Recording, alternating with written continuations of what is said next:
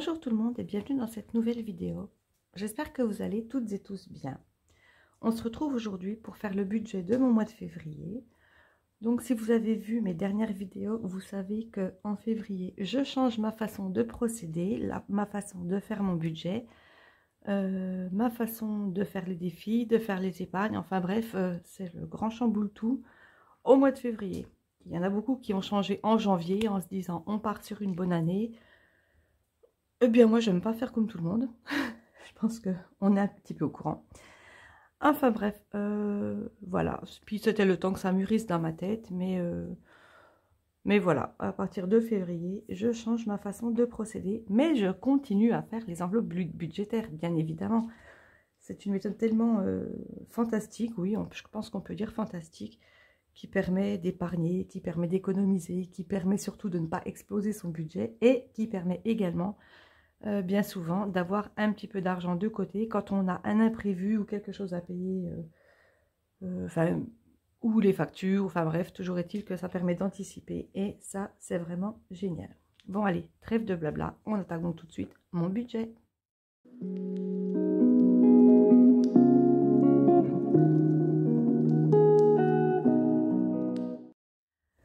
Alors, le budget de février, je pense que ça va être vite fait puisque je ne le détaille plus à la semaine. Comme vous voyez, je n'ai pas rempli les catégories. Pour une fois, ça n'est pas un oubli. C'est vraiment comme ça que je procédais avec vous. Alors donc, pour la CAF, j'ai touché 1232 €. Je suis allée voir récemment sur mon compte de Pôle emploi qui me disait que je n'avais pas travaillé depuis 2018. Alors, je vous avoue que je faisais des bonds toute seule sur ma chaise. Pourtant, tout a été déclaré. Tous les mois, je fais mon actualisation. Je dis quand j'ai travaillé, combien d'heures. Enfin bref, l'employeur. Enfin, tout a été renseigné. Mais alors, pour eux, je n'ai pas travaillé depuis 2018. Je comprends mieux pourquoi, quand j'ai fait ma demande d'allocation chômage, l'ARE, ça s'appelle maintenant l'allocation de retour à l'emploi. Je comprends pourquoi ils m'ont dit, vous n'avez pas de droit. Ben, évidemment, si je n'ai pas travaillé depuis 2018, pour eux, c'était normal. Enfin bref, j'ai réussi à régulariser tout ça.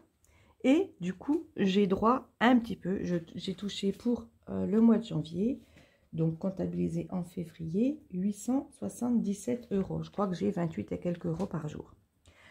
Le problème, c'est que dans la CAF, j'ai le RSA. Et puis, à ma prochaine déclaration trimestrielle de la CAF, ils vont dire, vous touchez l'ARE, donc plus de RSA. Bon, jusque-là, ça ne me dérange pas, sauf que ça, je l'ai pour jusqu'au mois de juin. Mi-juin, je crois. Et donc, quand je vais refaire ma prochaine déclaration trimestrielle, ben, j'aurai déclaré l'argent de Pôle emploi que j'ai touché avant. Donc, ils vont me dire que j'ai pas de droit au RSA, sauf qu'après, je l'aurai plus et j'aurai toujours pas de droit au RSA. Ce qui fait que je touche 877, je mets 800 € de côté. Tout de suite. Voilà, comme ça, je sais que les mois où je toucherai plus ni l'un ni l'autre, eh bien, j'aurai au moins cet argent-là. J'ai ouvert un compte spécial pour mettre cet argent-là. Je ne vais pas le mettre sur mon livret A parce que les banques calculent toujours comme ça les arrange pour les intérêts. Donc, même si je les mets en dernier, ils vont dire que ceux que je vais reprendre après, ça sera des qui sont depuis plus longtemps. Ils vont me gruger sur les intérêts. Bref, je ne touche pas à mon livret A et j'ai ouvert un livret de développement durable et solidaire, LDDS, qui rapporte autant de pourcents d'intérêt. Et puis, les sous ne sont pas faits pour rester dessus. De toute façon, les sous seront faits pour être réutilisés les prochains mois. Mais en attendant, je me dis que ça peut toujours faire éventuellement quelques petits euros d'intérêt. Voilà pour ma petite histoire avec Pôle emploi. Ce qui me fait donc en revenu 2109. Je compte quand même le global. Ça, on verra ça dans les épargnes. Ensuite, mes charges fixes. Alors, j'ai toujours 5 € de frais bancaires. L'électricité, ils ont voulu me passer à 90 €. Pourtant, j'ai une facture de régule de quasiment 250 €. Donc, logiquement, ma mensualité aurait dû un petit peu augmenter. Ils me la baissent. Pourquoi? Je ne sais pas. Peut-être que ces derniers mois, j'ai moins consommé parce que j'ai mis le radiateur électrique très tard. Mais je vais tout de suite aller sur mon compte de fournisseur d'électricité pour ne rien vous cacher. C'est Total Énergie. Et je vais tout de suite remonter la mensualité à 100 €. Comme ça, ça ne change pas. on garde les bonnes habitudes. Mes assurances, c'est passé à 66 €. Bon, bah, ça ne change pas énormément. C'est bien comme ça. Les portables à 39, l'Internet est toujours à 25, Netflix est toujours à 18 et 60 € pour donner 30 € à chacun des deux enfants. Ce qui fait 313 €. Je vous avoue, j'ai calculé par avance. J'ai mon petit papier juste devant moi là, histoire d'avoir mon récapitulatif. J'ai donc pas grand chose à faire. Alors, dans les épargnes, on met donc les 100 € et puis les 800. Donc, pour l'instant, on est à 900. Voilà. Ce qui fait que A moins B moins C, ça fait qu'il reste 896 €. Je pense que je ne me suis pas trompée parce que j'ai fait ça de tête. Voilà, ça ferait 6. 1100. Bon, on va dire que c'est juste. Donc 896 €. Donc je pars sur ce que je peux dépenser, 860. Vous le savez, je laisse toujours une petite marge sur mon compte au cas où. Donc voilà ce que j'ai. Bon, le reste à vivre, j'ai mis en haut, voilà, c'était en bas. Donc reste à vivre 860. Voilà, j'ai mis dans la bonne case. Alors mes catégories, vous savez que je change complètement ma façon de faire. Enfin complètement, je ne change pas vraiment toutes les catégories, mais je vais mettre l'argent dans mon classeur habituel. Et puis après, par semaine, je viendrai prendre ce dont j'ai besoin, que je mettrai dans des enveloppes, dans un portefeuille que j'ai acheté exprès pour l'occasion. Je vous montre ça dans une prochaine vidéo. Et puis, on verra bien ce que ça donne.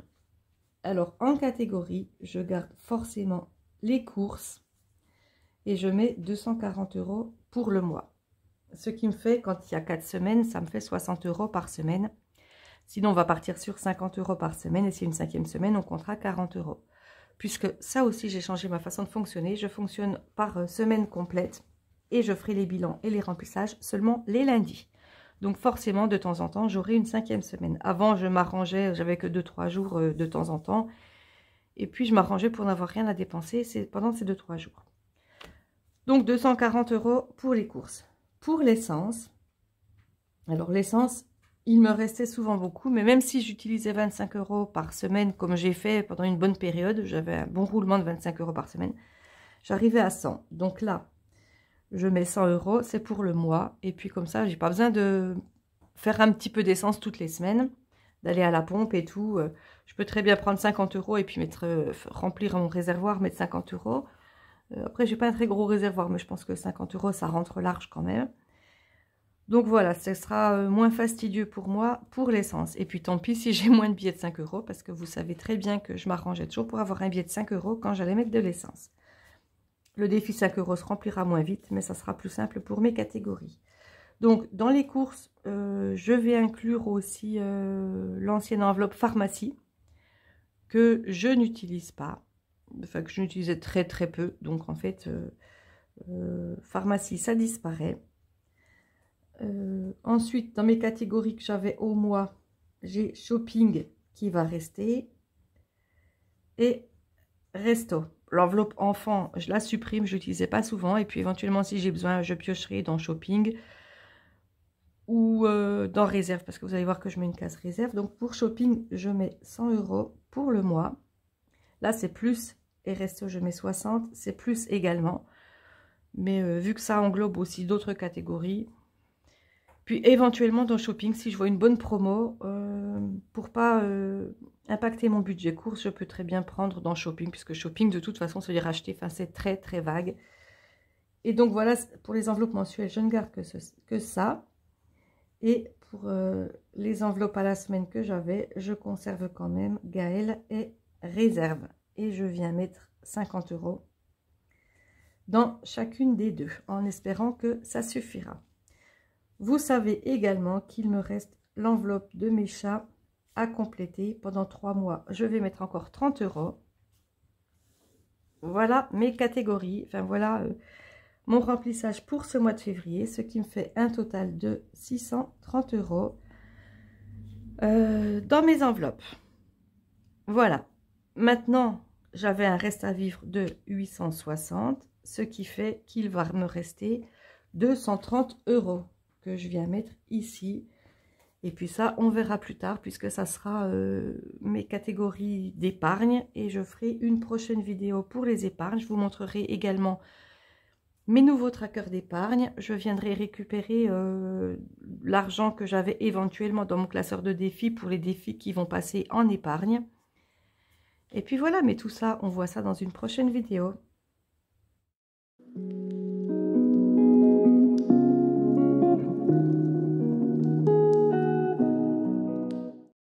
Pour aujourd'hui, j'en ai terminé. J'espère que je n'ai pas fait d'erreur de calcul, que je n'ai pas fait d'erreur de remplissage. Donc, n'hésitez pas à me dire si vous avez vu quelque chose qui ne va pas.